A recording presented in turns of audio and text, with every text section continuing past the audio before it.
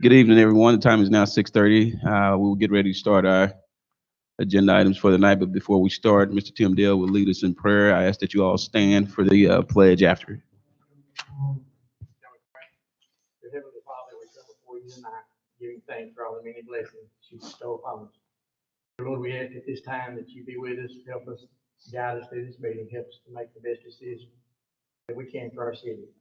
Ask at this time, dear Lord, you be with the sick in our community, help those that are bereaved.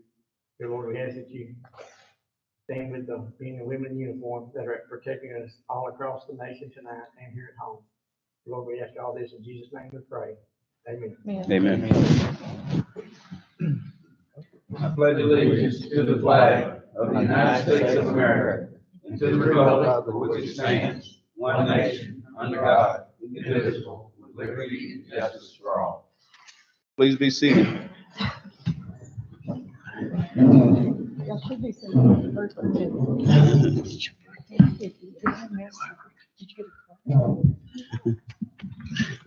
Okay. All right. Before we get started tonight, we'd like to wish one of our council members, Ms. Sherry Sproul, a happy birthday. Happy birthday. Happy birthday, Sherry. Miss. Thank you. Now it's time for a speech. So, So we'll now go into our Later. regular scheduled agenda. Item 1 on the agenda will be to consider approval of minutes of the January 19th, 2021 meeting.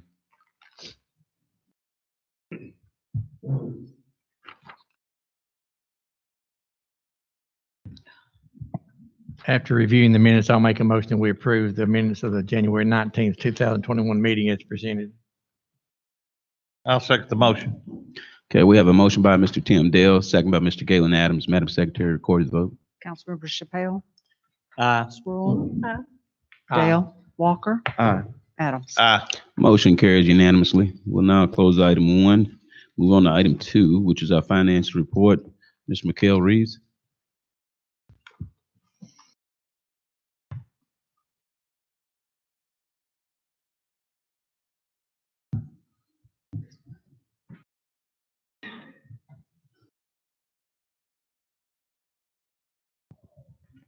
Thank you, Council. Attached is your December financial report.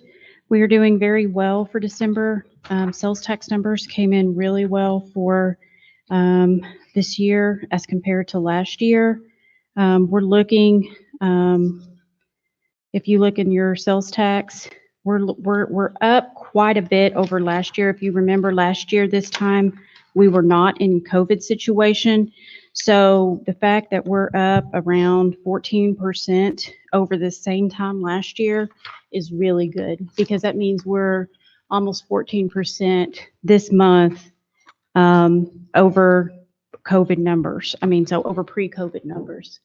So, and that's all the way up basically through December. Now, some of our downtown shops and stuff have not filed their sales tax reports yet, because most of them are on a quarterly basis. So most of them, their sales tax reports are not due till January, so we won't receive the revenue for most of those until February.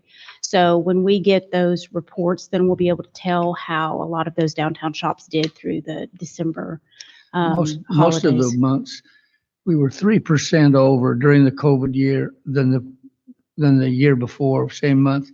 In December, we were 10% over last year's, which is normally what we are every month. The year before, 10% over. So like I said, a total of 14% higher is a huge deal. Yeah. So I think we can say that our holiday season was quite successful for our overall. Property tax is doing very well. We're still collecting as on target and on schedule. People are paying a little bit earlier this year than they did last year, so that's good news. I think they're trying to take advantage of some of the property tax breaks that they have. So we are seeing a little bit higher collection rate this year than over last year. And then fines and fees, we're still seeing a little bit low comparison there, but hopefully that'll turn around.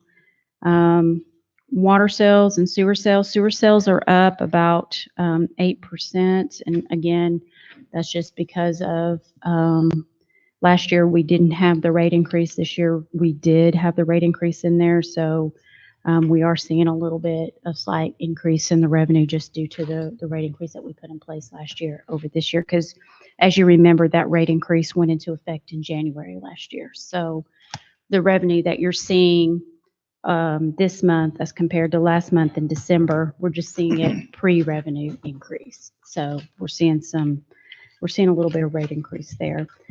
In your packet, I did provide your capital projects updates for you. The Pilgrims Community Centers, to date, we've spent about $32,000 on design for that project, and that so far that's come out of the city's portion of the $100,000 that we've paid. When we receive the Pilgrims portion, hopefully some of that will be reimbursed, but we will still be paying part of that funding for that community center. The sports park project is also included in there. We've allocated some money to complete the disc golf section of that. If you'll see at the bottom, we put about $25,000 in there for that disc golf. And then they're in badly need of a storage shed out there to store some equipment, the lawnmower, and tractors and stuff that we've purchased. So we've allocated about $75,000 to complete some concrete pads and some other things out there, plus the storage shed that we've needed that the city's going to take on some expense to renovate that. When all of that's said and done, there'll be about $55,000 remaining in that project budget. And we'll have to look at some other things that we may have to complete out there to finish that up. So we will have everything to completely pay out, and we will still have about $55,000 after we allocate the stuff to the disc golf, the storage shed, and then the signs and other improvements that we had out there to finish out. So this is just kind of an up-to-date on the sports park project, so you can see that. I also have attached the utility fund through December, all the water utility fund projects that we have going on. These are all at the top, or just mostly the engineering fund projects that we've bid out so far that we actually have contracts on. At the bottom, we've just got the elevated storage tank. Tonight, y'all will be approving the Basin sewer line bid, so that will come out of that. The line that says construction projects, that's about $1.8 million out of the original $4 million that we just still have reserved for projects that y'all will approve in the coming years. This is the expense to date that for 2021 so far that we've paid out on these individual projects. And so this is how I will try to start providing this for y'all on a monthly basis, so y'all can track what we spent on these projects, how much we have budgeted for these individual projects. And then as we start letting these construction projects out, you'll start seeing these bids come in, and we'll allocate those out as they go. But this will just be a way that all of y'all can track all these individual projects as we go forward, because we're really starting to get quite a few of these water construction projects. So I want y'all to be aware of how we're spending this money, how it's coming across, and how much money we have remaining in each one of these project funds. Of course, there's everything else that y'all usually get with your financials, and I'll take any questions if you have any. Okay. Okay, council, we have any questions from Ms. Reeves at this time?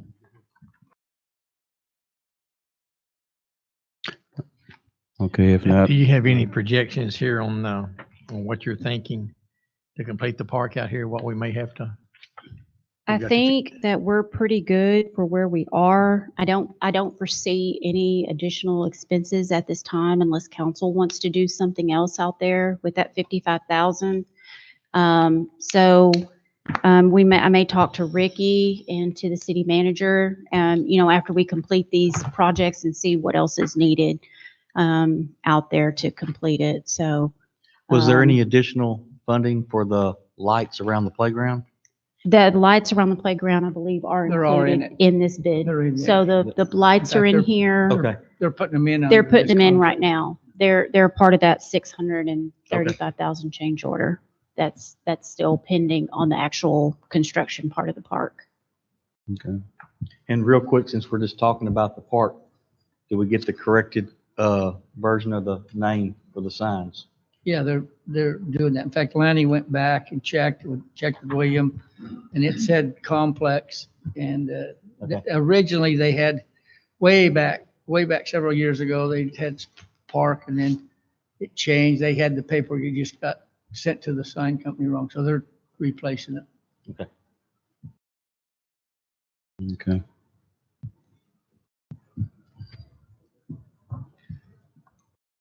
Okay. Any further questions, council? Okay, thank you, Mr. Reeves. You're welcome. Thank you, Mikhail. Thank you. Okay, well, now close item 2 and move on to item 3 on our agenda. Racial profiling comparative analysis for 2020. Mr. Buman, Chief.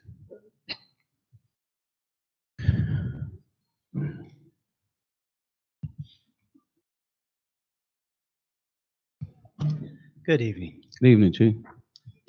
So this report was prepared to comply with criminal procedure mandate that each year the departments submit a analysis to TCOL as well as the municipality's governing body related to racial profiling based on our traffic stops.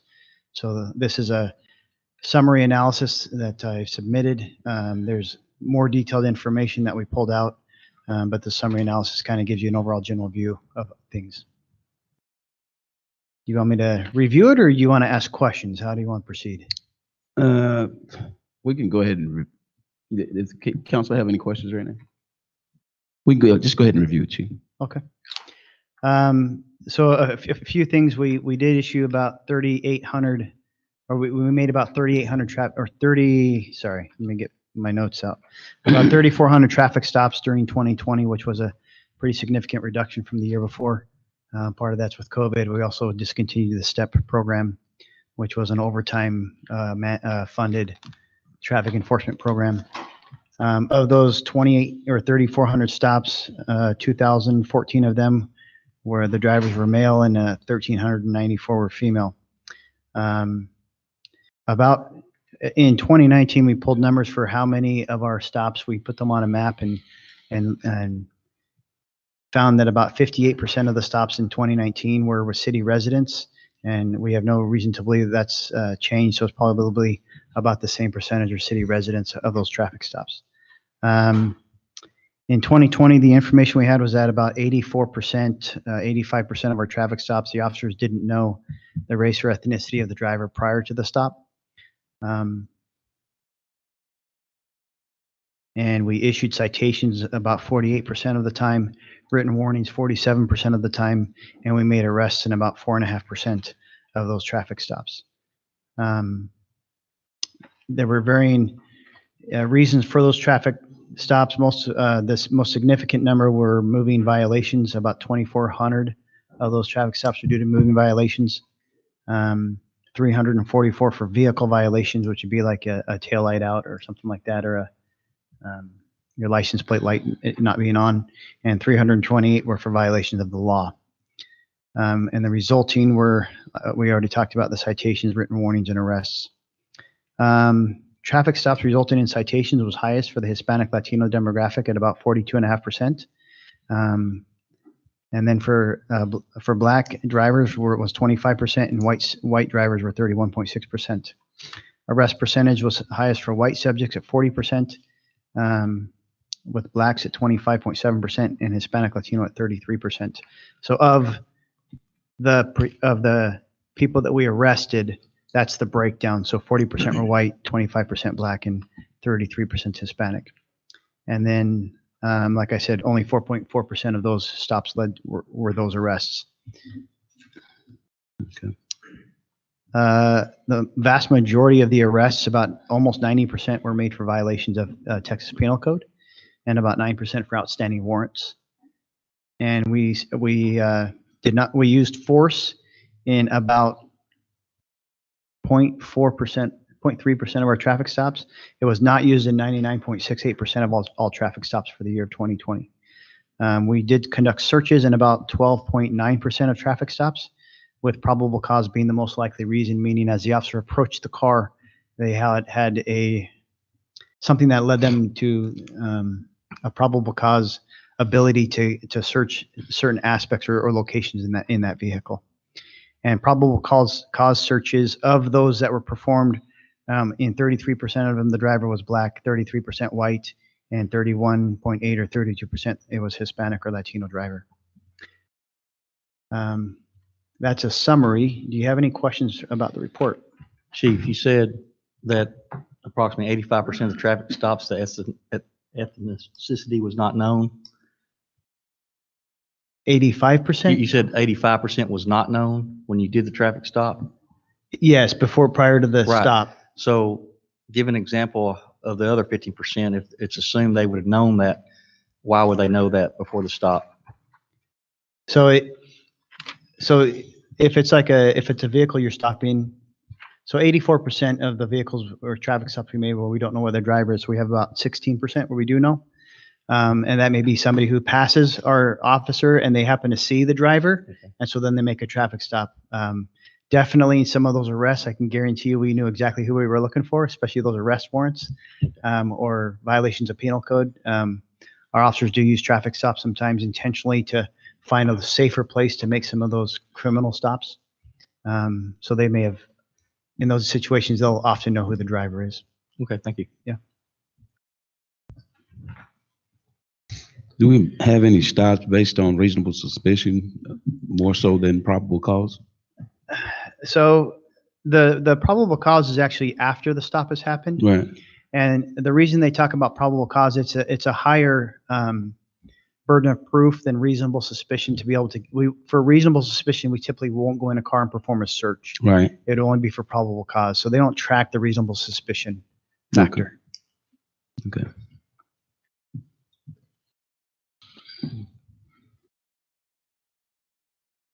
Okay, council, we have any further questions? I don't believe I do, no. All right, thank you, Chief. We appreciate it. You bet. Thank you, Chief. Okay, we'll now close item 3 and we'll move on to item 4 on the agenda. Item 4 is to consider approval of resolution 2021-5 violence against women grant. Chief. Yeah, so this is a continuation grant we are seeking for one of our CID detectives positions. It's a violence against women grant that comes through from the federal government through the state, and it helps pay for that detective salary. I believe the first year we applied for it was either 2017 or 2018. It covered that salary 100% of the time, and that position was created. This past year, we received a reduced portion, and this year we're reapplying, hoping to get again that position's salary from the grant, as this is a dedicated investigator. For example, in 2020, she investigated 84 family violence cases and 19 sexual assault cases that just went to that detective. She handles all the family violence cases that need further follow-up. So we hope to submit for that grant and see if we can receive a portion of her salary back. Is this the same grant that we've applied for in the past? Yes, sir. It is. I believe this would be the third or fourth year we've Yeah, I applied remember for. back in 16, 17. So you're hoping to get the whole salary? Yeah, so what happened is last year, another agency applied for it and who had not previously held the grant.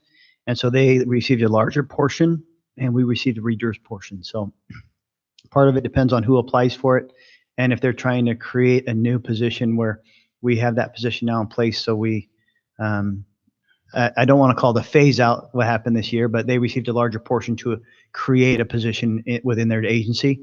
And assuming they'll apply for the grant again, they may receive a higher priority than us because they're newer to the program. And this will be good for 1 year or 3 years? Yeah, it's 1 year. This funding would begin in October of this year, and it would go through next September. Through September 2022. Yeah. Okay. And I have a question on this particular grant. Is the money we receive, do we actually allocate that money exclusively for this detective and for this issue? Or is the money put into the general fund and utilized however it needs, however y'all best see fit? I guess my question is 100% of the grant money dedicated to that one officer? That's my understanding, yes. We submit her salary and her benefits Okay. to the grant, and it's for that specific position. Okay. Does it have a bearing on whether we get the grant, on the amount of, like you said a minute ago, how much all of the involvement that she had? Well, how much we do? Well, Is I'm it a not the factor? grant expert, but a lot of times what happens is if the grant committee sees an agency who's come in and trying to create a position to have an investigator that investigates violence against women, they may receive a higher priority. I see. So it is possible that at some point we'll be denied any more funding under this grant since our program has started. We're just hoping to continue it through this. And if not, I have no intention of removing this detective.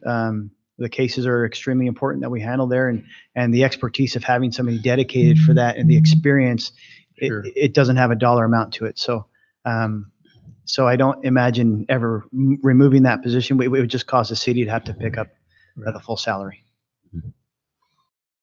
Okay.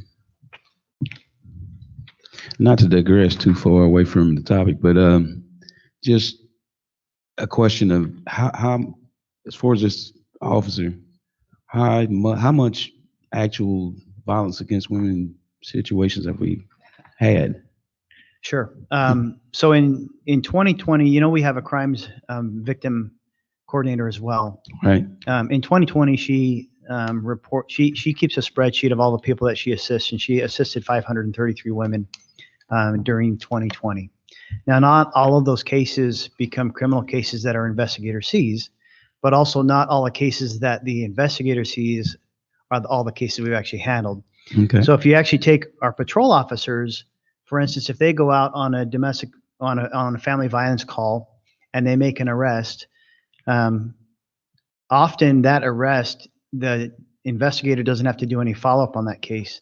The officer's already made the arrest. So those cases don't go to the investigator for additional follow-up. So where she handled 84 family violence cases, we also had officers complete another 145 family violence or assault cases during the same year. 83 family violence assaults with bodily injury, 10 family violence aggravated assaults, and 22 protective order violations. So you can see that it's actually about 255 domestic disturbance calls we responded on and wrote reports on during the same year. Okay. So that's probably the number you're looking for, about 255. Okay. All right.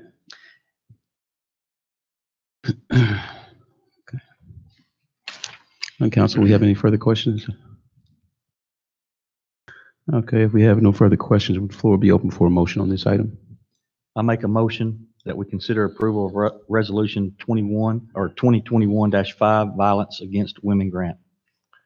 I second the motion.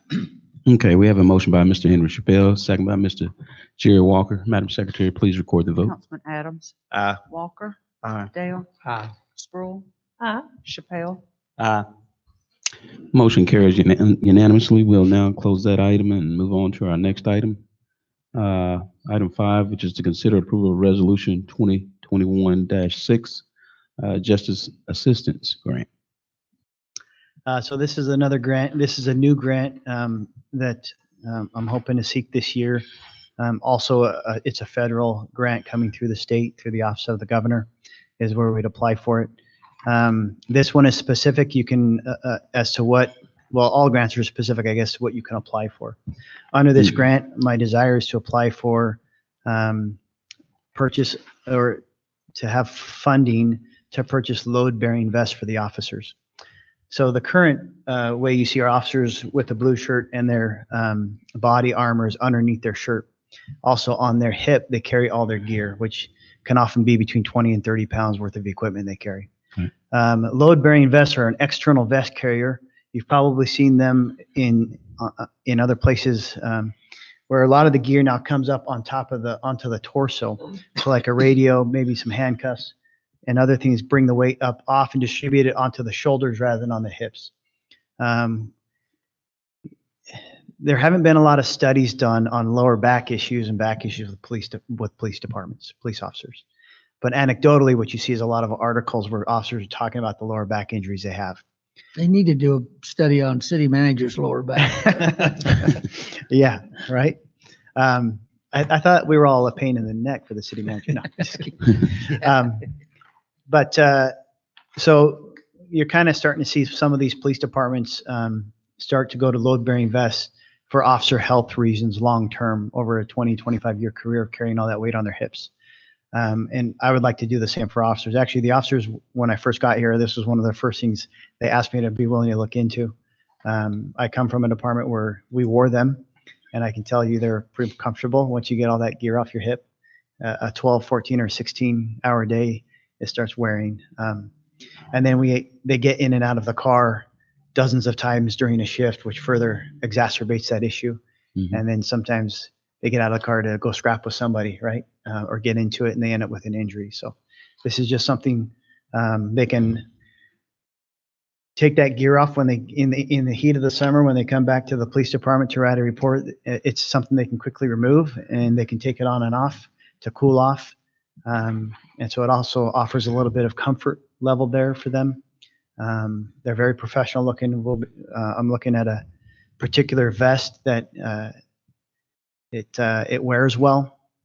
You can take all your gear off and clean it as often as you need to, but it wears well, and it's very durable. So it comes, when you buy the vest carrier, that's not your only purchase. You also need to buy like your handcuff case that attaches to it, your radio case. So there's they call it Molly gear. That would be part of the purchase as well. And then undershirts are a little different.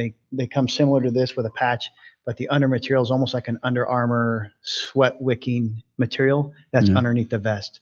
And so it's kind of a package deal when you purchase it. And we're looking upwards of around $20,000 to $25,000 to initially implement that piece of equipment to everybody in the department.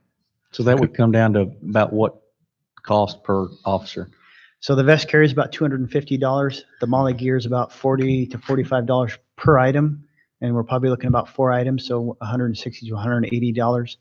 And then a couple of short sleeve and a couple long sleeve shirts underneath each. You're looking at about $45 to $55 per. So you're looking at $90 for short sleeves, about $110 for long sleeves. So around 500 or so per.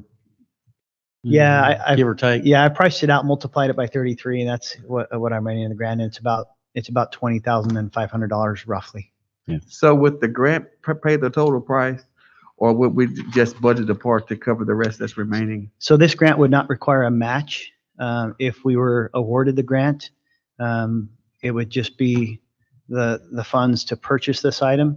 Now, moving forward, any new officers we hired in the future and any additional equipment or repairs to equipment would obviously have to come out of our funds.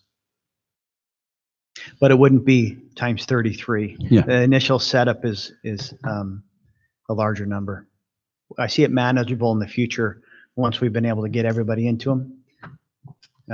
If an officer leaves, that equipment can be used by someone else, or normally is that? Yeah, if the vest fits somebody else, we Right. can use it as a backup for somebody. They are fitted specifically for a vest. They are. Yeah, so that vest size fits that carrier. Okay. So we do usually keep those in-house. And so we can reissue those to people who need them, or if they have a vest issue, we can give them one temporarily until we can order a better fitting one.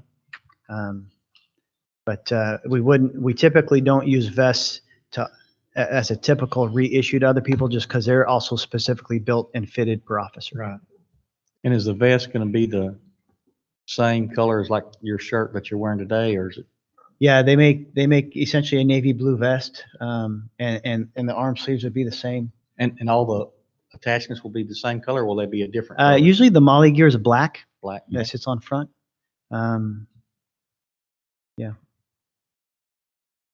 Okay. When would you know if you got the grant? About September. Oh, wow. Okay. What's the life expectancy of the vest? What's that? How long does the vest last normally? So under the body armor, they last 5 years. That's the manufacturer warranty, and that's the recommended replacement life of them. The vest carrier can last as long as the vest carrier lasts. We can put a new vest inside of it. Okay. Do you have any further questions? Okay, the floor is now open for a motion. I'll make a motion to approve resolution 2021-6, Justice Assistance Grant. I'll second that. Motion by Mr. Galen Adams, second by Mr. Henry Chappelle. Sorry about that, man. Madam Secretary, record the vote. Councilman Adams, Aye. Walker, Aye. Dale, Aye. Sproul, Chappelle. Motion carries unanimously. Thank you, Chief. We appreciate it. Thank you for being here, Chief. Okay.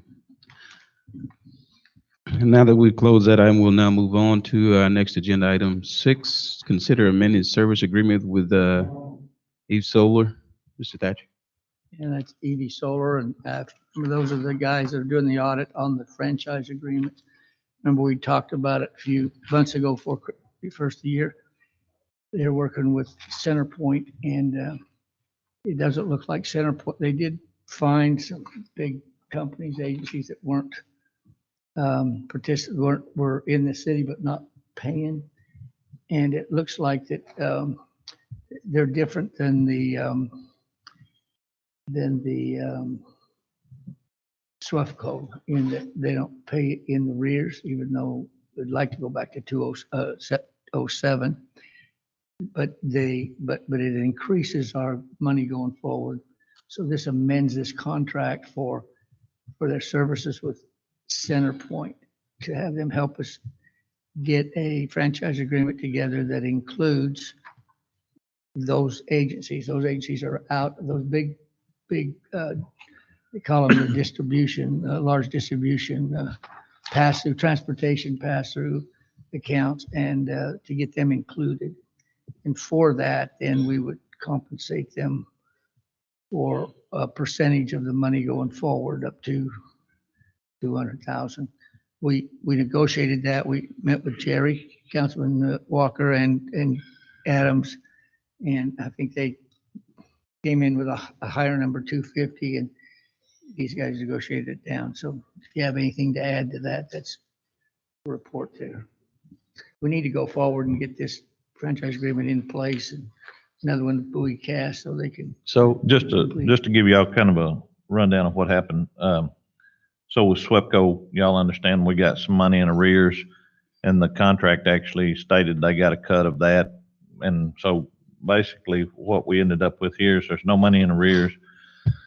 So to achieve the same thing, they were looking for money going forward, and they wanted to take a portion of the new money that we'll receive over the next 5 years, I think. Wasn't it? Yeah, originally, I think they said 8 years. 8 years or something like that, and they wanted like $250,000.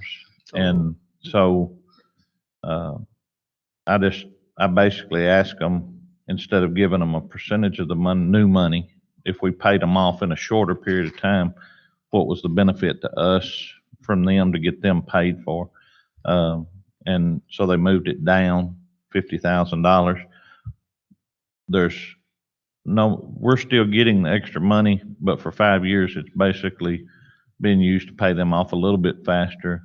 But they'll be done. And then when we're done with them, all the money's ours coming in. It won't affect our budgeted money at all.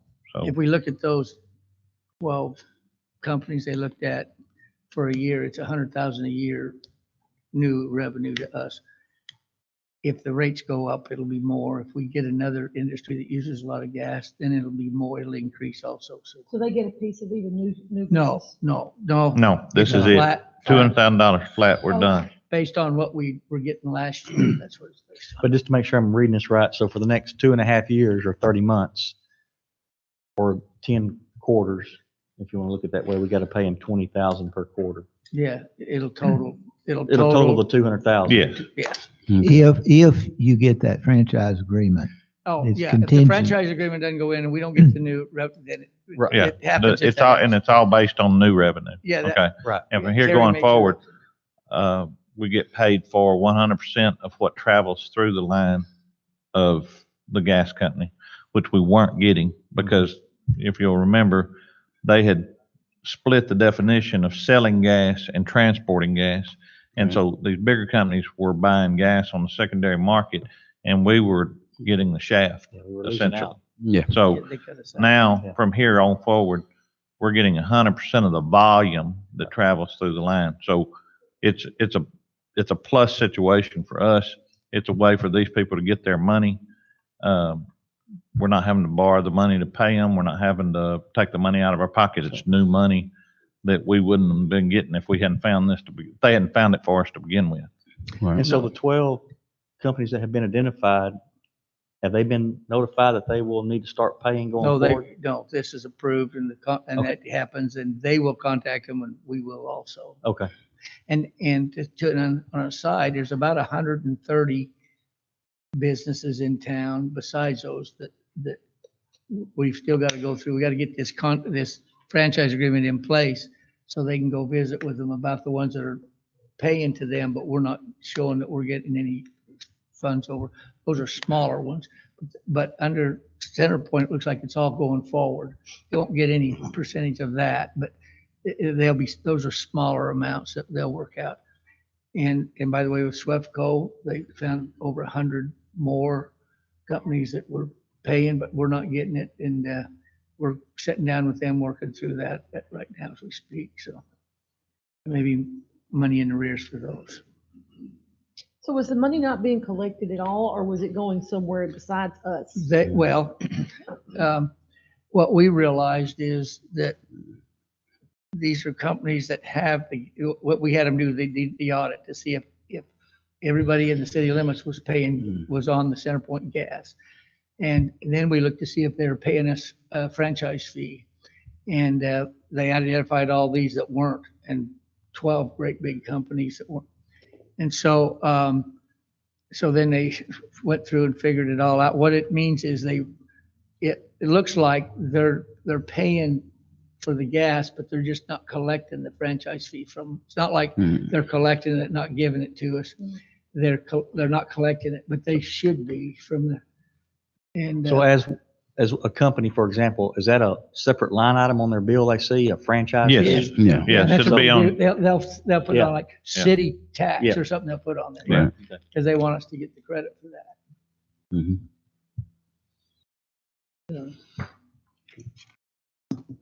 Yeah, council, we have any further questions on the item? Okay, first I want to say that, great job, negotiating that, Mr. Walker, Mr. Adams, and, Mr. Thatcher.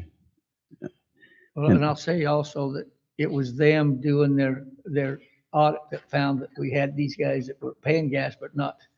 And so it was their investigation that found these guys and the company said, in 2007, we defined them as not people that had to pay. They didn't contact. We said, why didn't you contact us? They said, well, we don't call cities over every little thing. They need to call us. So if we Right. call them, we, so it happened about 2007. 27. Yeah. Okay, this item is open to the floor for a motion. I'll make a motion that we amend this service agreement with EvSolar as presented. I'll second that. Okay, we have a motion by Mr. Tim Dale, second by Mr. Henry Chappelle. Madam Secretary, record the vote, please. Councilman Adams. Aye. Walker. Aye. Dale. Aye. Sproul. Chappelle. Aye. Motion carries unanimously. We'll now close item 6 and move on to item 7 to consider approval of Pleasant Oaks landfill agreement. Mr. Thatcher. Kerry and I worked on this, and he can tell you all the history. If you remember, we were dinged by the auditor last time because it showed in the contract that they had the lease on all of the landfill, including the old landfill we filled, and they plan on taking that garbage out at some time and relining it, certifying it, and then going up high with the old landfill. And but in their contract it says we were responsible, liable for all post-closure events, like if gas leaked out and it blew up or what, all these things. And the auditor says you've got to have a few $1 million set aside to cover that or some kind of insurance. So I talked to Kerry and he knows the history of how that whole contract came together. But we went back to them and asked them if they would take over and Kerry said they really ought to take over the liability. So we asked them and they said their attorneys didn't want to. So then we asked them if they would we'd like to amend the contract and take take the old landfill out of the contract since we have the liability for it and maybe look at marketing to some other people. So at that point, they said, okay, well, we'll look at it. And they decided to go ahead and put the permit under their name. They've got the permit ready to go under their name. They paid for the 15,000 permit fee. But they have to get this contract done, and this contract then amends it that says they have the liability. Is that correct, Gary? That's right. They'll have to bond all that, but when it was originally done, excuse me, there wasn't the idea of going up so much, they were going to go across the road a lot. So they didn't have any, really nobody would have taken that liability, but it's pretty much interchangeable out there now. They've gone up. And so I don't think it's probably as big a deal to them now as it would have been 20 years ago to take it. So that's the simplest way, but they got to have that for the TCEQ, the permitting process, because they're not the owners of the real estate. So it's just, times change on these things, and they would have probably eventually been hard to prove who did what down the road. So we created it, they created it, or whatever. So it's not as big a deal for them to say we cover it all with our bond. So they've got to have, same way with the sewer plant. Pilgrims has the permit, it's in our name, but they have the permit. So it's the same kind of situation out there. Okay. So this cleans up all of our landfill issues that the audit pointed out. I think that was just a change in the governmental accounting standards. Okay. GASB, that, you'd have to accrue up something. So they weren't looking at it so much from that. It's just they would have to ding us for not having it in their name. So I don't know of any other issues. I mean, it's I've never been, as far as any permit violations, I'm never aware of any, anything that's been brought to my attention out there since they took over. So. Okay. All righty. Council, we have any further questions? This will make the auditor happy. What's that? We've been waiting all year. The auditor will be happy over this. Okay. We'll go ahead and open the floor for a motion on this item. I'll move that we approve the Pleasant Oaks landfill agreement. I'll second that. Okay, we have a motion by Mr. Galen Adams, second by Mr. Henry Chappelle. Madam Secretary, record the vote, please. Councilman Adams. Aye. Walker. Aye. Dale. Sproul. Chappelle. Motion carries unanimously. We'll now close item 7 and move on to item 8. Item 8 is to consider award of bid for a Basin M sewer line improvements to ASB Utility Construction. Mr. Anthony?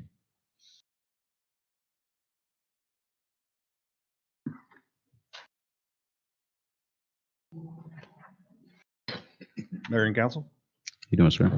This is Brittany with KSA, and they actually went out and did the bid awards and stuff like that. So she is going to present it to you guys. Okay. This is Thank Brittany you, Smith. council. In fact, you all remember Brittany. She was at Yep. TML years. Yes, ago. yes. The sealed bids were received, publicly opened, and read aloud on Thursday, January 21st. A total of 9 bids were received. ASB Utility Construction LLC of Shreveport, Louisiana submitted the low bid in the amount of $1,251,490. Based on prior work experience with this contractor and the information provided in the bid proposal, this bidder appears qualified to perform the work. Do you guys have a map that refreshes our memory of where this is? No, sir, I apologize. I was not aware that I was going to present this, but it is on the southeast part of town, Redbud, Flory Street, in that area. And what happened is this was actually put in, KSA done a study back in about 2010. This is part of our And capital improvement. right, this was part of that capital improvement that was had not gotten to yet. So question, there was 12 bids that were submitted. Was there a weighting system used to determine the bidder? Because what concerns me, it says the low bidder appears qualified. where it appears qualified gets me. So was there a weighting system to determine of the 12 just because they had a low bid? Can you explain that? There were actually 9 bidders, Okay. and this is based on our prior work experience with that contractor on jobs of similar nature. Right, but did you have a weighting system to weight the other 8? No, sir. Is there a reason why you don't use a weighting system? Well, it's the low bid. Right, but sometimes a low bid gets you a bad job. Unless you know. So the that's what I'm contract. saying. Yes, sir. So do you have a weighting system that you use with all bidders so it's fair to everybody? Just because someone comes in with a low bid doesn't mean they're going to do the best job either. So do you have a weighting system that you use to weight all the bidders? Only in circumstances where we're unfamiliar with the bidder. Okay. I did notice Have the they bids- done, go ahead, I'm sorry. The bids were quite varied. I looked at it a little bit. And is that common to be that? I mean, there were some major differences in those bids. We've seen that in this past year. I'm not sure Really? the exact reason. And I know travel for part of them. Somewhere out of Houston, and I can see they had to bring crews further and move equipment and all. Over my career, we've seen it, and some of the answers we've gotten on that is if one company has a big job they're already working on, but they can gear up and do another one, they may make it a little higher because it's more work for them, go hire people and get them on the job. Others who are hungry or maybe not working or hungry want one, they get their sharpen their pencil a little more. Some would like to get it, if they'll say, I'll get it, but only if I make a lot of money at it, that kind of thing. You know? They'll just throw a price out Yeah. there, and if it's, Well, they make sure they've got their profit. built And- in big time. has this company done work for us before? Here Yes. in the city they have? Yes. I thought that looked familiar. Another question I see on here, just curious, bidder number 5, CNA Construction, you got a column highlighted. Is there a reason that was left highlighted? I'm just curious as to why the entire column for that particular bidder is highlighted in yellow. Yes, on the bid form, it is the written number, like spelled out number, Uh-huh. and they left that blank and just put in figures. Okay. So we highlighted everything since it did not align with our. Okay, that explains, thank you. procedure.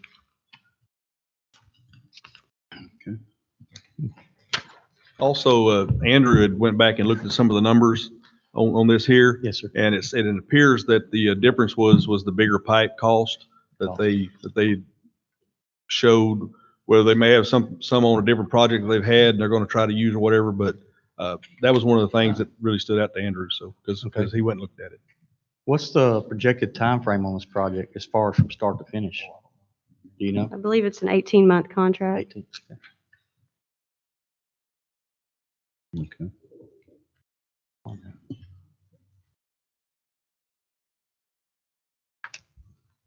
Anthony, did it come in at about what you expected it, or was it a little high or low? Did we do good, or did We did really good. Came in below. Really? So Estimate. we'll have some money to use in some other areas now, Yes. maybe. So Brittany, From just our- curious, what did you project it to be? If you could- Around 2 million. It's a good time to be bid, and that's why there's all those bidders. It's a good time. Yeah. Also, I'd like to note that I did ask Brittany about the low bid, and she said that she did talk to ASB and they feel really comfortable with their numbers, because I thought it was, I mean, A lot they dropped the lower. bottom out on it, so. Yeah. Yeah, when So you they're compare it to the comfortable with their right. number Right. to do this job. Okay. But they've done work here before too. They have done work here before. It's That's been a little while. bit- That's an advantage. I mean, because they're $750,000 Mhm. under Left on your the table. under your table, yeah. So It sounds good to me. Do you normally see them on other projects around the area that y'all do, Brittany, that, whether they're the low bidder like this? We've worked with them in the past year, but I don't remember the bid. I mean, they were the low bidder, but The I'm low not sure bidder. how much they came in under that. So Anthony, you said they'd worked here in the past, somebody you've worked with specifically, or somebody you know of work that they've done here? I've done a lot of contracts. I don't really remember ASB, but they may have been when I first got here. I know it's been a long time Okay, since they've done a job here. but you have worked with them. I have worked with them. Okay, and you're satisfied with the work that they've done? These are Personally. 15 years old. They performed the work per contract. Yes. Okay, Done a lot of- all right. What? You've done a lot of the work in-house in the last. We have done a lot Yeah. of work in-house. And Anthony, I'm just curious on this Basin M sewer line, what is its current size or? It just varies. It varies? Yes, yes, sir. I mean, they're going to work on the 27 inch. They're going to work on 6-inch, move them up to 8-inch, and So is all the existing line though going to get increased? You know, like if it's a 10 today, it'll go to a 12 or 15 or whatever. Is everything going to go up in size? they're probably not all going to increase, but there is some 6-inch that is going to go to 8-inch. Okay.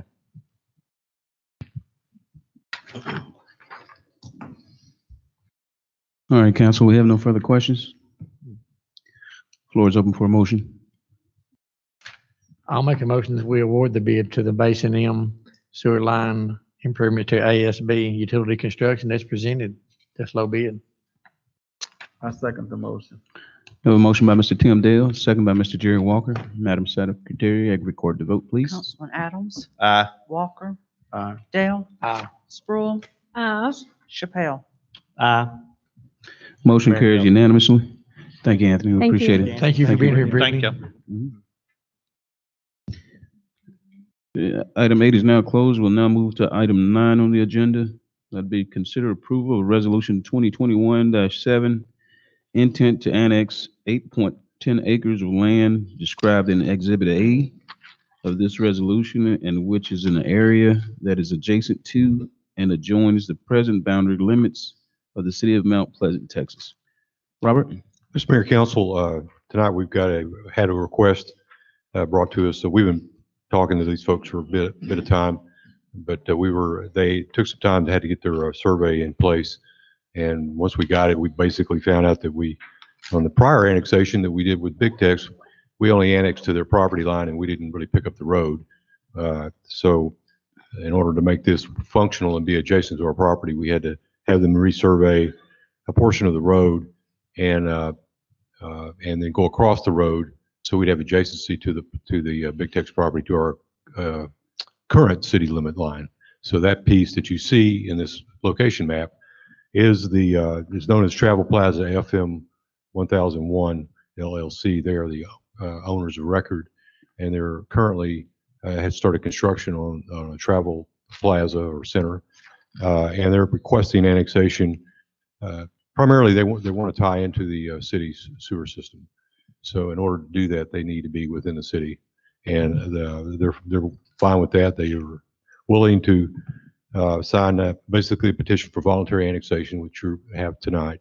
And the procedure is basically we bring a resolution to the council, and then we spell out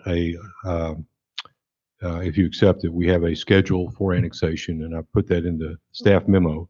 Basically, tonight, if you approve the resolution, then staff has basically 7 days to send out the notice to the affected area, which is the single property owner essentially. And then we send out all the service entities. We send a notice out to them, to provider service providers. We send it all out to them and let them take a look at that. And then we publish it. We have a certain criteria for publishing according to state law. And those dates are put in the calendar when we're going to send it out for publication. And then we'll be back on March 16th as the scheduled meeting to hold a public hearing, which is a requirement. And also at that time, then you've got the ability to go and adopt the annexation ordinance that we'll have ready to go at that particular moment. So that's really what it is. They're willing to come into the city. It'll be another taxable source for the city and produce some more sales tax, and they want to be in here. So I'll be glad to answer any questions. And again, this resolution will start the process for you if you approve that tonight. So, Will our existing lift station out there, will it accommodate this? I believe so. They were already essentially. There was an agreement or something, and I don't know the whole history. Anthony knows probably better than I do. I think this property had some agreement. They were already tied into it at one time, so they're essentially tying back in and going to the new lift station that's going to be over at the. Now, is this strictly just the property where the travel plaza is going, or will it grab the rest of the Big Tex office over there? They've got a right beside it. Will it get it too, or just the? Well, everything in Big Tex is annexed in. Is that what you're asking me there? Well, no, not on the other side of that. It's not that Big Tex has a little truck bed facility there. Well, that was part of the annexation. Okay, that They was- included that in there. Yeah, that piece that you're talking about. Okay. When they, This was just cut out at that time. yeah, I mean, they included that. It's kind of hard to see that yellow line wrapping around it, but the yellow line wraps down and around. And when they brought it in, they brought that into the annexation because you're correct. It's their property under the same ownership, and it picks up that piece across there. The gray area is the actual facility, like you're saying, the Big Tech's manufacturing area, but they own that property there. They were the owners of that and they brought it in.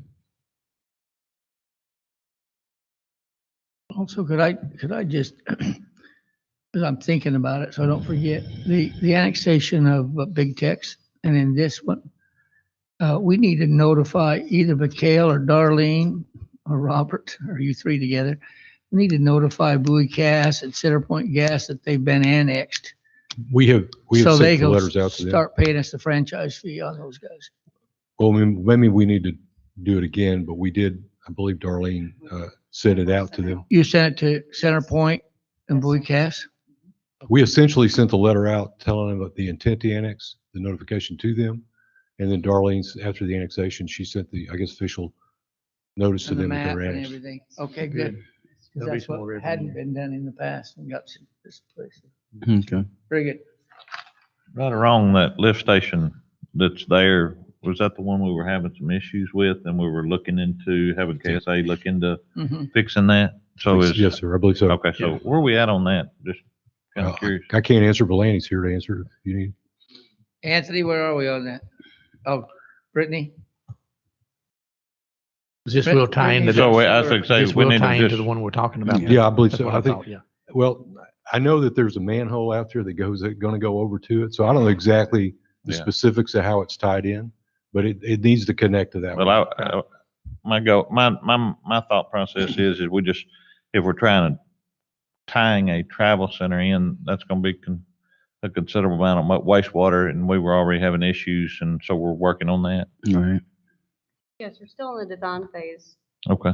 for that project. Okay. Brittany's our But you're, wastewater. you're figuring that in now Expert. to do with the travel plaza going into it. Yes. Robert, how many spots are being proposed in this travel plaza? Spots. You know, is this you talking about a travel plaza for them to bring in RVs or is this a truck? No, I What think type it'd be of- like It's like a gas Oh, diesel truck stop, station. yeah. Okay, It'd kinda probably like be a a- couple little okay. restaurant facilities Gotcha. and then the restrooms and Shower. probably whatever they got. The gas, the diesel around behind. But it's still gonna be a lot of water Yeah. flow and sewer. It's gonna be a there. lot. If you have a couple different food options plus Yeah. a travel center, They've got the building up out there and all that. it's now. gonna be a They'll have- considerable I hardly amount ever of, drive yeah, that way. considerable It's amount of nice waste facility. is what I was saying. Yeah, they're going to be dumping some water. in, for Okay. sure, yeah. Just as long as we're planning on that and you know what's coming into it, so we don't have to. I don't know how far along in construction they are necessarily. We've actually reviewed their plans and The they had, building's up and all, yeah. sir, I think the building is up out there. is it up there? I Yeah, haven't it's up, really seen it to see Yeah, how far building's they've up. gotten along. It wasn't They're up last time I was coming way out up, there, so it's up, yeah. So I don't know when scheduling wise, we should, obviously they can't connect until we're ready to connect, Yeah. so. Yeah, they're coming right along with it. they go.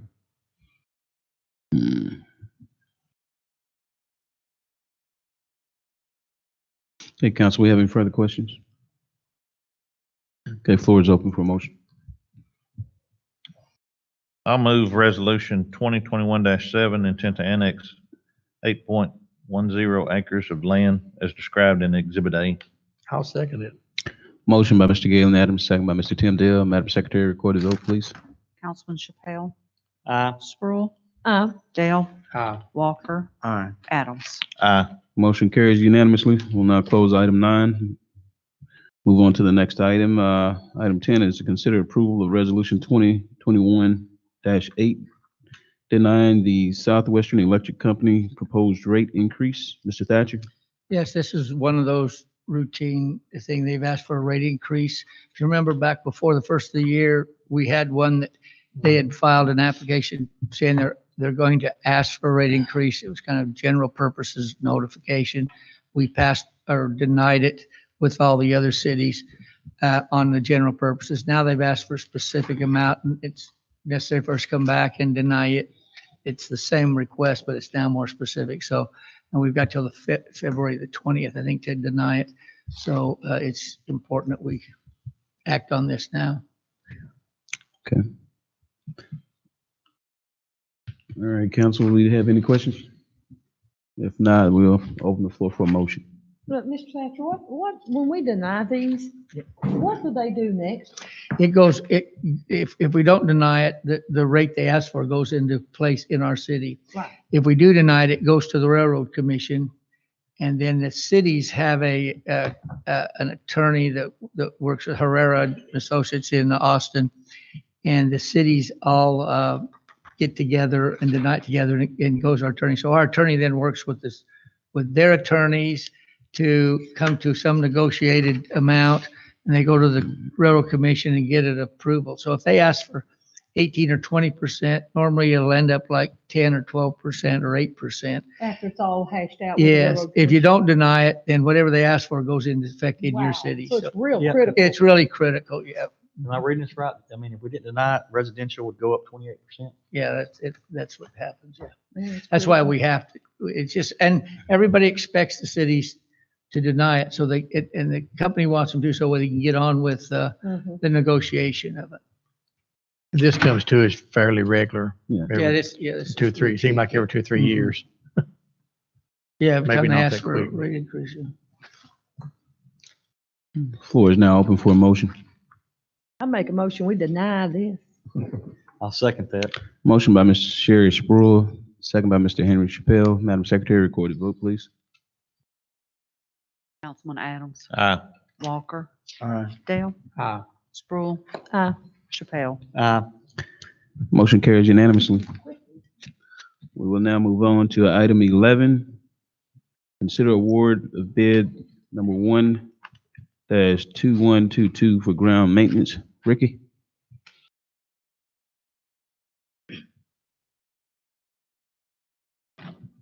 Thank you, Mayor and Council. Basically, this item is to award the grounds maintenance contracts for city properties and buildings. We had a bid opening on the 21st of January where we had 5 contractors submit bids. You'll see in your packet, we have a bid tabulation where the low bids are highlighted in yellow per each of the group mowings.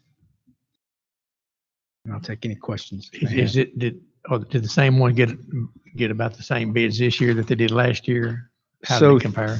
Three of the groups came in a lesser amount, and the other 2 were in close proximity. So I think I totaled all of them up, and there was about an increase of about $800 total. So But most of these, and that was like- 3 years ago. So Okay. that's not a bad increase. Like, number 1 here, Lewis Enterprise, last year, or the last contract, did they get the group 2? Is it what they honed in on, what they wanted, or? You talking about specifically for Specific, Lewis? So that was a different contract. If you look in your packet, the last bid tabulation in 2018, it'll have the low bids as well. So for group 2 specifically, the low bidder was just over $1,000, and so group 2 just increased just a little. So it's a different contractor, but all the bids were very similar from 3 years ago. I don't know if that answers your question or not. It did, yes. Okay. Ricky, thank you. Can Yes, you sir. just give us a brief overview of, explain each of the 5 groups? Yeah. Yeah, so basically, they kind of are aligned in like properties. For instance, Group 1, it's City Hall, the library, the water building across the street, CID, and we've added the Civic Center this year as well. Group 2 are the 3 cemeteries within the city. Group 3 are basically just Anthony's water and wastewater, and just you have some lift stations. Group 4 are just like the intersections where the entry signs are, and other areas around roads and things that the city has to maintain. Group 5 is the code enforcement mowing for the year. They And got so, lots, weird lots. and so that's basically the breakdown on the different groups. The group 5 is passed back to the property owners, isn't that where they get notices and then they We need to be put a- mowed? Yes, ma'am. A lien against the I property. mean, so. Interesting. I think I better get in the lawn care business. Yeah, you do it in the summer, you want to get out of it. And those amounts that you see are monthly amounts, Right. except for the Group 5. That's the okay. year. How, on the group 5, how are we doing that? I mean, is this just a if we're just doing code enforcement, mandatory mows, how do they know? How do any of them know what to bid? Do we give them a estimated number or So something? it's based on, the bid is actually based on hours, Okay, based on small properties, large properties, and other things. So Okay. So, that's what, that way that everybody's bidding apples to apples.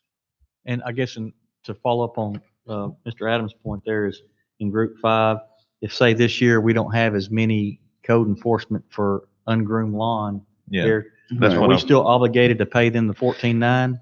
I don't believe so. I think it's still based on per mowing. But those mowing lots, it's like our sales tax. It's about 10% over last year's month. And- We and it- increase every year. It could be more than that. Yeah, I mean, at what, the yeah, end what of if the it's year. more than? Right. And so like Ms. Brill said, that's passed on to the property Right. owner in the form of a lien. Yeah, So we recover that money on the back end. at some point, hopefully. Yeah, hopefully. Okay. so we actually went back, they actually dropped their bids from 2018 to this year. Several of them did I decrease. would say every one of them decreased. That's interesting. And as far as Well, the the schedule group- goes, like group 4, All of them. you talk group about 5 the is higher this intersection, year. like Oh, at the group highways, two's like higher. Yeah, group 2. where the there's- signs are at the interstate and Mhm. so forth. Group Per two's the the only one. contract or whatever we may have with them, how often are they required to Well, groom or yeah, mow that's those? That's a good question. So group 1 is weekly. The group 2, which is the cemeteries, is 2 times a month. It's every other week. But not year round. They don't mow them in the winter, do they? So it's based on a year, but typically we're only going to mow from March till the first freeze, mid to late October. But even in the wintertime, let's say they got a cemetery contract, are they responsible to keep the maintenance clean? I mean, is that kind of part of the deal? They go, So I can't or speak is that on, our deal? so at the moment, I've had our park staff taking care of Okay. that just because I wasn't a part of that, the last Yeah. contract. So, Right. but the expectation is I'm going to meet with each one of these contractors Yeah. and we can make sure that they understand what they need to do fully. Yeah, before this, there was really nobody looking at all of these contractors to make sure they were doing what they're supposed to do. You know, the Well, we project got into management. that on the entryways off Yeah. I-30, did we not? Absolutely. Yeah. I mean, we were paying and they looked horrible. Yeah, Yes. nobody was checking and They there were wasn't a sending the bill, schedule right? submitted or anything, but we'll make sure we take care I of it. said they were sending in the invoice for payment though, right? There you go, Right. every time. So, Can Ricky finish though? So, Yeah. group 3, 4, and 5, what's their schedule? Let me look real quick, sorry. So the one with the entryways, which is group 4, that's 3 times a month. Group 3 is 4 times, I believe. And of course, group 5 is per code enforcement. When needed. Okay. Sounds good. And that includes, for example, back to group 5, just kind of getting a feel for this. It's not just mowing, it's weed eating, trimming the hedges, It could be trash cleanup, whatever, right? tree work, and because I went over and talked to the code Okay. enforcement guys, and that's what I understand. Yes, sir. it doesn't include tree work in the park, so. It does not, That's Ricky's unfortunately. Okay. We have no further questions. I'll open the floor for a motion for this item. I'll make a motion that we award this bid number 1-2122 for the ground maintenance to the vendors that's been described here for the grounds maintenance. I'll second that. Okay. We have a motion by Mr. Tim Dale, second by Mr. Henry Chappelle. Madam Secretary, record the vote, please. Councilman Adams. Aye. Walker. Aye. Dale. Aye. Sproul. Chappelle. Aye. Motion carries unanimously. We'll now close that item and. Thank you. Thank you, Rick. Thank you, Ricky. We Thank you, appreciate Ricky. you. This time we'll go ahead and open up public comments, item 12. Madam Secretary, we have any online comments? No, sir, there's not. Do we have anyone in the audience that would like to come up and speak? Okay, that's short and sweet. We'll go ahead and I'd code. like to Go right speak ahead, for a Mr. moment. Walker. First of all, I'd just like to thank the city manager, the city secretary, and the finance director for processing the hazardous duty last month very quickly. Most of it was done by the Friday of that same week. So I appreciate y'all for working so hard to take care of that. Also, I want to thank the Parks and Recreation Department for the work that they've done on the cemeteries and the parks. Especially over at Heritage Park, that bridge has been broken for a long time. And there's a lot of work that's been done. And I do appreciate all the work. If you go to the parks, and you can, because I go all the time, all the trees that have been worked on, the cemeteries, just thank them for all the hard work that they're doing for the citizens. Looks nice. All right. Even my husband noticed the other day when we was driving through Delwood, he goes, wow, look at these trees. So it's noticeable. So, and I mean, we weren't even talking about anything. So, wow, this part looks great. So it is being noticed. The project manager on a lot of that is Jerry Walker, by the way. Staying right on it, I'm telling you. Well, it's looking awesome all around the parks. I've visited all the parks here recently, and they're all looking great. So, hats off to you guys. Yeah, at this time, we'll go ahead. If there's no one else for public comments, we'll go ahead and close item 12. And we'll now move on to item 13, the city manager's report. I have a few things here to run through real quick. Want to let you know that some of you may have heard that the hospital has applied to become a hub for distribution of the vaccine. And they've contacted us, and we've told them that they can have access to the Civic Center. If they're awarded that, then they're needing to find a place that they can do a lot of vaccine. So they've come and looked at this today or yesterday. And so the Civic Center will be utilized full time during the day while they're giving out shots in a couple of different areas. And so they move in and out of here. So that's FYI.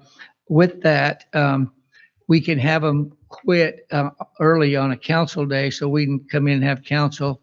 Or are you guys ready to go back to City Hall? I'd like to know what kind of cleaning's going to be done before the council meeting, if they're going to be having potential COVID patients in, or is there going to be an extra chance to, I personally feel safer back over there because of the very nature of COVID vaccinations, there may be a lot of COVID exposure. Yeah, I imagine our guys would come in and do something, and maybe Chief, he's got the spray stuff or whatever, but. Am I right or wrong? We're back below 15% at the hospital now. Oh, I know, it's great. Yeah, we are below. So, I mean, I don't see a reason why not to move back downtown.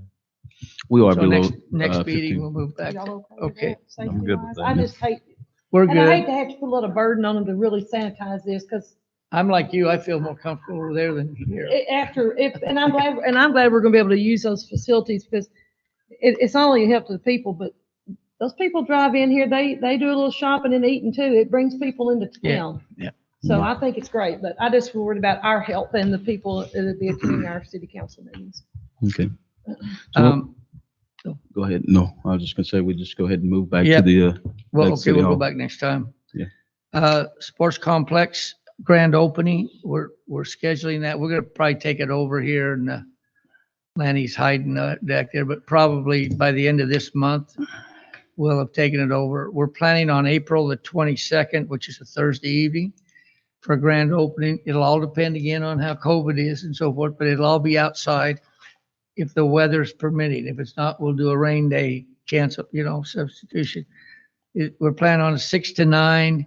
We're looking at that little mariachi guy, his whole mariachi band. He did some singing at the opening for an hour. Then we'll eat. We'll have a program, introduce people and all the people that did whatever, make presentations.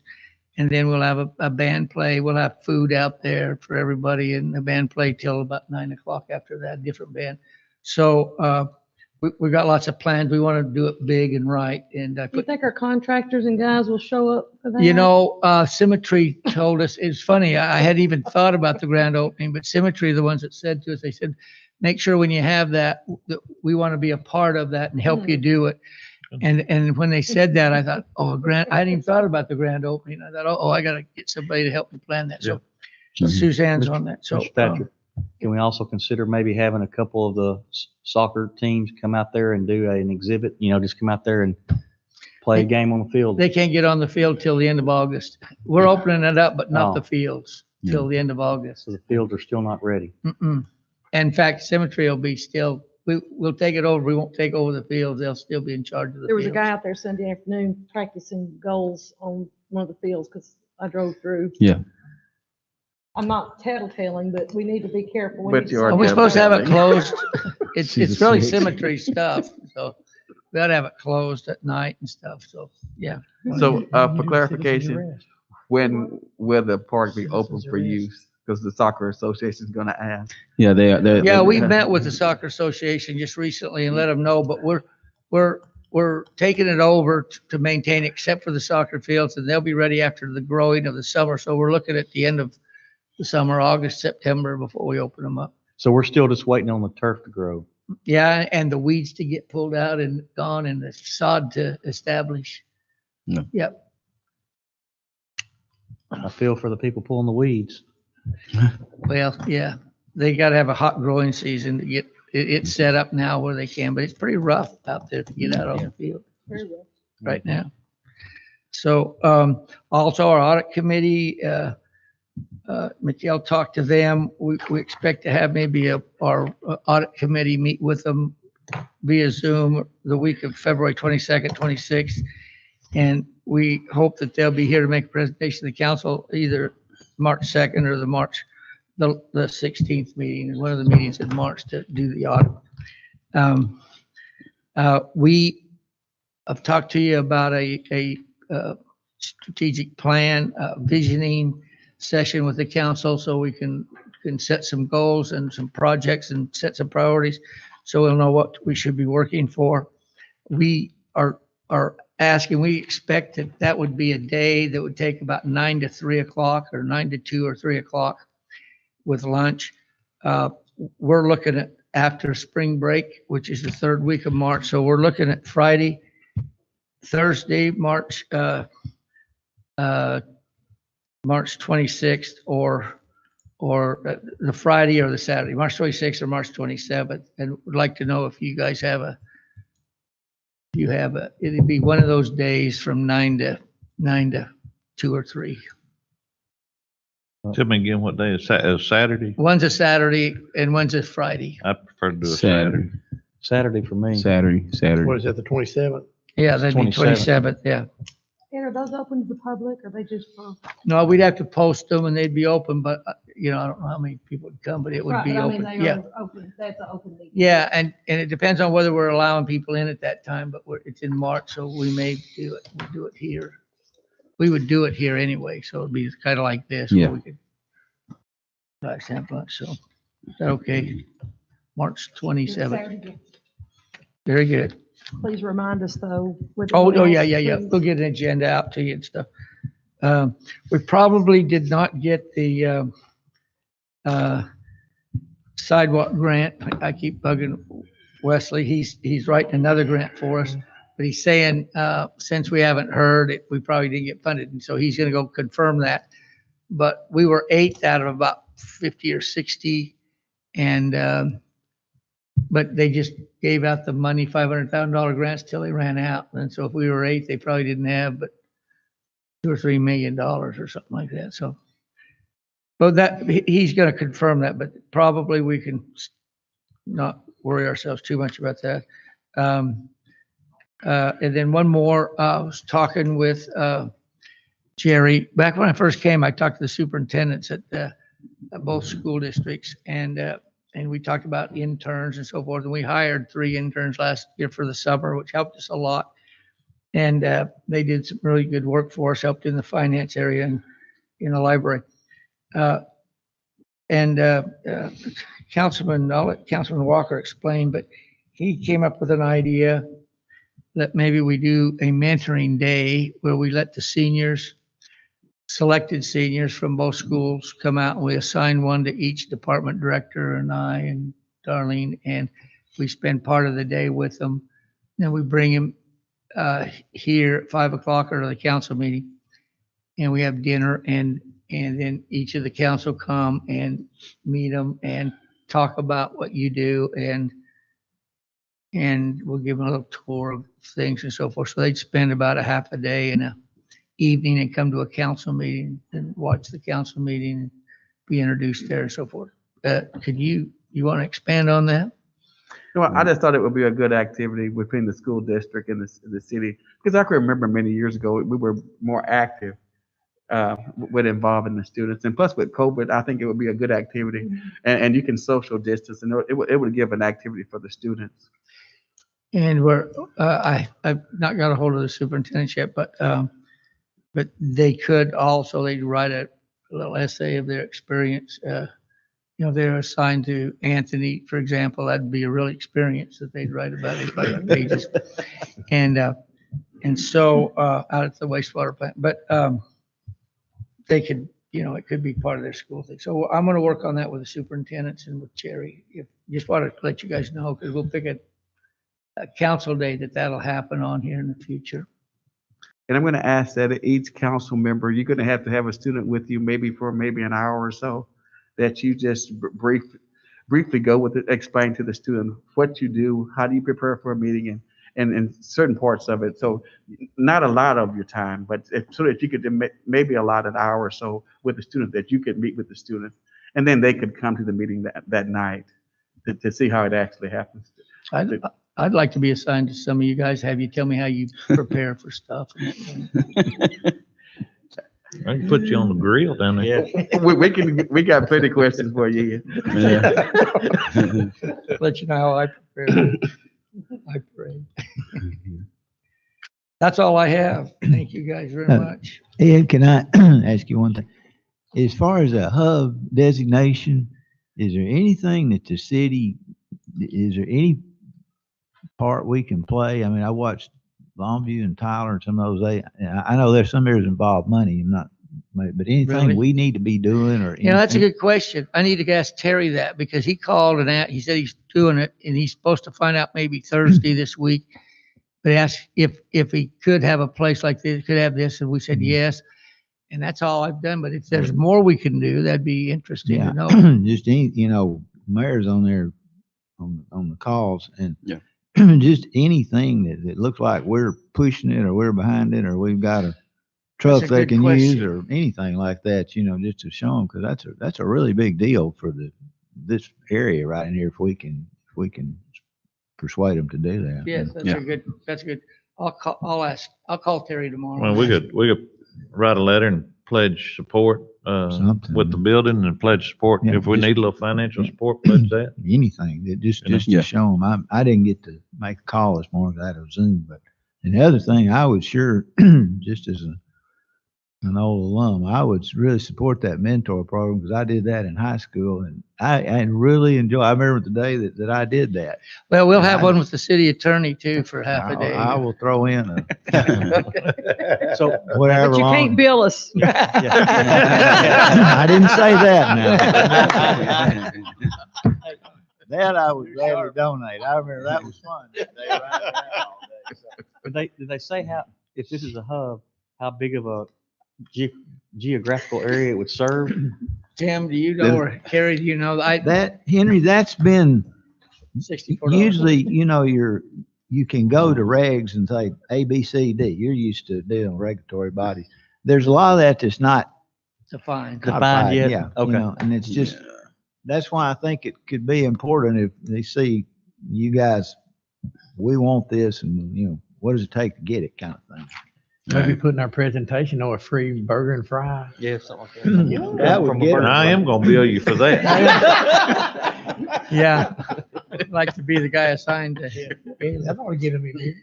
Yeah. We can start the tally. Send us a bill. Yeah. Yeah, I do think we should take steps to try and see what we can do to help out with this. Yeah, I never. That's good. Did you have anything else? No, I'm done. Thank you very much. All right, we're going to go ahead at this time and close item 13, City Manager Report. Item 14 is executive session. Go Pursuant to the Open Meetings Act, Chapter 551, Texas Government Code, the City Council will recess into executive session to discuss the following, which is real property. Discuss purchase, exchange, lease, or value of real property. Personnel matters, to discuss the appointment, employment, evaluation, reassignment duties, discipline or dismissal of public officer or employee. At this time, the council will go into executive session.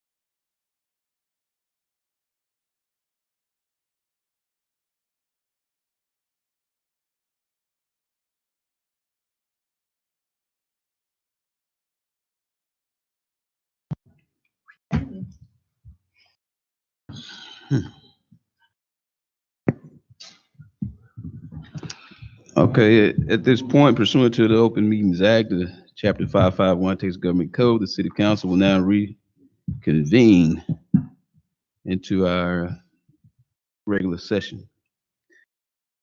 We have two, well, item 15 is to consider appointments to various boards and commissions. Mr. Thatch, go ahead. Right, so we have members of the Economic Development, MPEDC, I call it the IDC, Industrial Development Board. And I think they're returning members. You've got the list of you. Yes, returning members regarding the IDC will be renewals for Mr. Erman Hensel, Brian Niblett, and Jason Snodgrass. They have all expressed their desire to continue serving at the City Council's discretion. I believe it's in the city's best interest to maintain oversight, continuity, and institutional consistency within its economic development unit. So at this point, for those members that desire to remain, open the floor for a motion for them to remain on the board, and then we'll go on to the Main Street Board. Well, we can go ahead, you could do them both at the same. We go ahead and do them both Yes, at the sir. same time? Okay, well, we'll Yes, go ahead and, Is that a 3-year term, Mayor, on that board? No, they're two. It's 2 years. And Main Street, 3 years, right? Yeah, with one term. Yes. Yes. Okay, well, while we're at it, I'm gonna go ahead and give the names that we've nominated for the Main Street Board, which is Alfred Flanagan and Linda Seaborn from Main Street Board. And at this time, I'll go ahead and open the floor for a motion to approve these nominations. I'll make a motion that we approve the new Main Street board members as named and the IDC board members as named. I'll second that. We have a motion by Mr. Galen Adams, second by Mr. Henry Chappelle. Madam Secretary, record the vote. Councilman Adams, Aye. Walker, Aye. Dale, Aye. Sproul, Chappelle. Aye. Motion carries unanimously. At this time, we'll go ahead and close this session, and we'll also open the floor for a motion to adjourn for tonight. I Mayor, move just that we one- adjourn. One Whoa. more thing. Yes, ma'am. On the executive session, just note that there was no There action is on no- the real property. Exactly. No action on our executive session. No. On the real property. Exactly, it was a two-part. So, on the real property, there was no action taken. All right, at this point, I'll make a motion to adjourn. I'll second that, so we can go on. motion by Mr. Galen Adams, second by Mr. Henry Chappelle. We are now adjourned.